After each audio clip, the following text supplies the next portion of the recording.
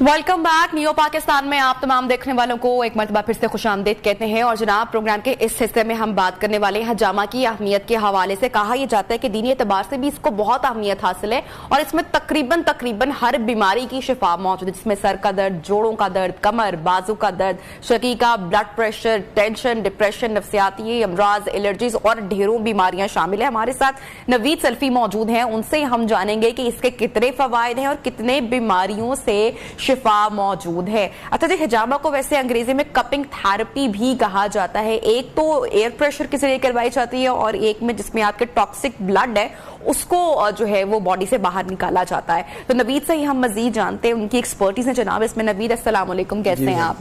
नवीद, सबसे पहले तो देखने वालों को बताएगा कि कितनी बीमारियों की शिफा मौजूद है हिजामा में। इसमें बेसिकली जो नबी करीम सल्लल्लाहु अलैहि वसल्लम फरमाया कि वो सिर्फ एक पॉइंट में बताया गया कि जैसे आप देखें कि यहाँ पर अलकाहिल पॉइंट आता है। नबी सल्लल्लाहु अलैहि वसल्लम फरमाया कि सिर्फ इस जगह पे इंसान अगर हिजामा लगवा ले तो जिस समय 70 किस्म की बीमारियों से इंसान महफूज हो जाता है। उसके अलावा ब्लड की सर्कुलेशन के लिए, स्टोमिक के लिए, लीवर के लिए और पैंक्रियाज के लिए डिफरेंट पॉइंट्स होते हैं जहाँ पे हम लगा के उसी ऑर्गन को कवर करते हैं। और बेसिकली आप देखें जो मानसून या बरसात का जो मौसम चल रहा है, इसमें अगर बॉडी को डिटॉक्स करने के ये पॉइंट्स लगवाए जाएँ तो इसमें काफ़ी फ़ायदा होता है। जिस तरह आजकल काफ़ी जिस समय मुख्तलिफ लोगों को एलर्जिक वगैरह का मसला हो रहा है या वायरल इन्फेक्शन वगैरह हो रहा है, तो उसमें भी डिफरेंट पॉइंट्स हैं। वो सारे पॉइंट्स कमर के ऊपर ही लगा के उसको कवर किया जाता है। अच्छा, यूजली नवीद ज़्यादातर लोग किस लिए हिजामा करवाने आते हैं आपके पास? ज़्यादातर शटीका की पेन होगी, कमर दर्द हो गया, सर दर्द हो गया, उसमें बहुत ज़्यादा इसको रिलीफ मिलता है। और जैसा मौसम चल रहा है उसमें आपको मैंने बताया कि बॉडी को सिर्फ डिटॉक्स करने के लिए कि उसमें आपकी जो स्टोमिक, लीवर वगैरह को आपको कवर कर देते हैं। जैसे आजकल डाइट वगैरह आप देखेंगे जो इस्तेमाल कर रहे हैं उसमें ये ज़्यादा बेहतर है स्टोमिक वगैरह के लिए। और लार्ज इंटेस्टाइन और स्मॉल इंटेस्टाइन वो बैक साइड पे जो पॉइंट है उसको कवर किया जाता है डाइजेस्टिव सिस्टम को बेहतर करने के लिए। तो बहुत सारे लोग समझते हैं कि अब ये एक बहुत ही पेन वाला प्रोसीजर होता होगा। नहीं, ये सिर्फ बिल्कुल पेनलेस प्रोसीजर है। और आपने इन भाई से पूछ सकते हैं, इन्होंने भी करवाया हुआ है हिजामा और बिल्कुल भी इसमें कोई ऐसी पेन नहीं है और पेनलेस प्रोसीजर है। इंसान को पता भी नहीं चलता, बस वो देखने वाले को थोड़ा सा महसूस होता है जब वो टॉक्सिक वगैरह निकलता है तो उसको देखने से वो थोड़ा सा फील करता है। जो लोग मोटापे का शिकार होते हैं, ओबेसिटी का शिकार होते हैं, उनको किसी तरह से ये हेल्प आउट कर सकता है? जी बिल्कुल। उसमें आपको पहले मैंने बताया कि लार्ज इंटेस्टाइन जो डाइजेस्टिव सिस्टम आपका बेहतर करता है तो उससे ऑटोमेटिकली आपका जो सा ये मोटापा हो गया उसमें काफ़ी फ़ायदा होता है। 2 से 3 सेशन में कई हमारे ऐसे पेशेंट हैं जिनका 4 to 5 kg कम हुआ है। अच्छा, सिर्फ थ्रू कपिंग थेरेपी? अच्छा, मुझे ये बताइए कि कपिंग थेरेपी में जब हम बात करते हैं तो ये 2 तरह की आ जाती है, एक वो जो कि एयर प्रेशर के जरिए की जाती है और दूसरी जिस तरीके से आप हमें बताते हैं। जी बिल्कुल। तो इन दोनों में फर्क बेसिकली क्या है? एक जिसको ड्राई कपिंग बोला जाता है उसमें कट्स नहीं लगाए जाते, स्क्रैचेस जो होते हैं वो सिर्फ वो चाइनीज तरीका इलाज है जिसको आप ड्राई कपिंग बोलते हैं।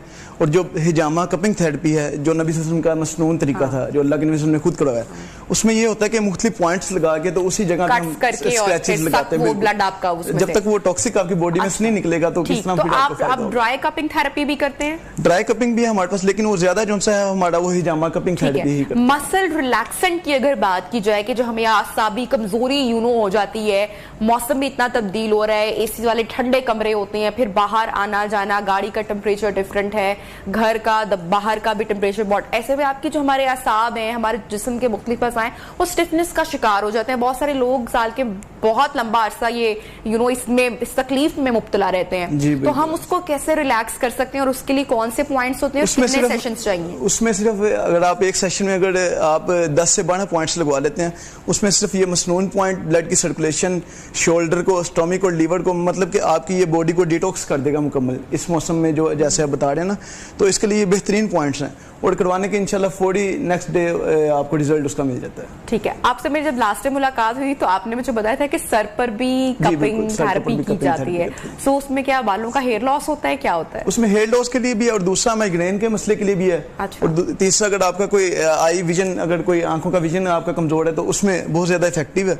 उसमें यह कि हम विदाउट हेयर शेविंग करते हैं सर के ऊपर और शहद के साथ हम कपिंग करके, तो उसमें फीमेल और जेंट्स दोनों करवा सकते हैं, उसमें काफ़ी ज़्यादा इफेक्टिव है ये।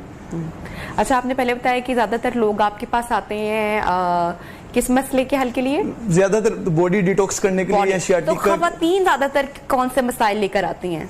ख़वातीन का आपको पता है उनका ज़्यादा वो किचन में ज़्यादा काम होता है तो उनकी कमर दर्द या घुटनों में ज़्यादातर जो मसाइल होते हैं उनके, तो उसके लिए भी काफी ज्यादा इफेक्टिव है। उसके घुटनों के पॉइंट्स होते हैं फ्रंट के, अच्छा। और बाकी कमर के तो लिए ये ऑर्थराइटिस में भी यानी कि हेल्प आउट करता है? आर्थराइटिस में भी बिल्कुल काफी इफेक्टिव है। उसके आप बैक पे और ये फ्रंट पे ये पॉइंट्स है, इससे इंशाल्लाह 2 से 3 सेशन में आपको काफी अच्छा रिजल्ट मिलता है इसको। मुझे बताइएगा नवीद, वो कौन से ऐसे हालात हैं जब हजामा नहीं करवाना चाहिए? क्योंकि बहुत सारे लोग देख रहे होंगे, हो सकता है बहुत सारे लोगों ने अपना माइंड भी बना लिया, लेकिन हम उनको बता दें, उनको अवेयर कर दें कि किन हालात में आप हजामा नहीं करवा सकते। अगर कोई ऐसा पेशेंट है जिसका आप समझते हैं कि एचपी लेवल उसका सीबीसी करवा के देख लिया जाए, इनके 10 पॉइंट से कम है, तो उस पेशेंट को हम हिजामा नहीं लगाएंगे। और अगर कोई ऐसी प्रेग्नेंट औरतें हैं कि जिनका स्टार्टिंग मंथ है, तो उनमें भी उनके लिए बेहतर नहीं है।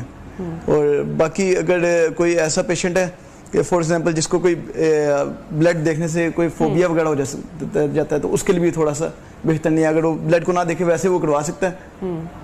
दीनी एतबार से इसकी कितनी अहमियत है, मैं चाहूंगी वो भी आप हमारी ऑडियंस को बताएं। देखें कि हदीस में तो आता है कि नबी करीम सल्लल्लाहु अलैहि वसल्लम के बाद एक शख्स आया कि उसने बताया कि अल्लाह के नबी, मेरे सर में शदीद दर्द रहती है, मुझे कोई इलाज तजवीज़ करें।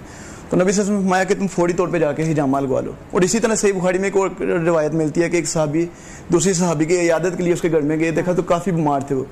उन्होंने कहा कि मैं तब तक अपने घर नहीं जाऊंगा जब तक तुम हिजामा नहीं लगवा लेते, क्योंकि मैंने नबी करीम सल्लल्लाहु अलैहि वसल्लम से सुना है कि इसमें शिफा है। शिफा है, और ये बिल्कुल एक वो हदीस ही मेरे सामने आ रही है बुखारी में, जिसका जिक्र है कि बेहतरीन इलाज जिसे तुम करते हो हिजामा लगाना है। तो यानी कि हमारे नबी करीम सल्लल्लाहु अलैहि वसल्लम ने जब फरमा दिया कि ये बेहतरीन इलाज है। आपको बताता हूँ कि नबी सल्लल्लाहु अलैहि वसल्लम के एक हदीस आती है सही बुखारी में कि अल्लाह के नबी सल्लल्लाहु अलैहि वसल्लम ने सर के ऊपर हिजामा लगवाया, इहराम भी बांधा हुआ था और रोजा भी रखा हुआ था। अच्छा। हज के मौके पर भी नबी सल्लल्लाहु अलैहि वसल्लम ने खुद हिजामा लगवाया। अच्छा। और जो लास्ट हिजामा आता है कि नबी करीम सल्लल्लाहु अलैहि वसल्लम ने, वो आता है पाँव के ऊपर हिजामा लगवाया। पाँव के कोई ऐसा बीमारी या कोई ऐसा कोई जिसमें आप जिसका इसमें इलाज मौजूद ना हो, ऐसा कोई है? मतलब बहुत ही कम होगा, क्योंकि आपने बताया कि बेतहाशा जो बीमारियों से शिफा वो इसमें मौजूद है। मैं आपको बताता हूँ, जब नबी सल्लल्लाहु अलैहि वसल्लम ने फरमा दिया कि जो तुम दुआएं इस्तेमाल करते हो ना, उसमें से बेहतरीन दुआएं इस्तेमाल करना, सबसे पहले शहद है, दूसरा हिजामा लगवाना है। और विंगे मुस्लिम हमारा तो इस चीज़ के ऊपर यकीन है कि नबी सल्लल्लाहु अलैहि वसल्लम ने जो फरमा दिया उससे बढ़ के तो कोई चीज़ नहीं है। और अल्हम्दुलिल्लाह हमने ऐसे ऐसे पेशेंट के रिजल्ट देखेंगे जो बिल्कुल ज़िंदगी से नाउम्मीद हो चुके थे। और लास्ट टाइम कई ऐसे पेशेंट थे जिनको कोरोना की सिचुएशन थी, और कोरोना के दौरान भी हमने 1-2 पेशेंट का किया, और 1 से 2 वीक के बाद उनका वो नेगेटिव हो गया कोरोना में। Thank you so much Naveed, आपने हमें ज्वाइन किया प्रोग्राम में आने के लिए। प्रोग्राम का वक्त खत्म हो रहा है, इंशाल्लाह आपसे होगी बजे। आज तो है फ्राइडे, जुम्मा मुबारक, मंडे को होगी मुलाकात। हैप्पी वीकेंड, अल्लाह हाफिज।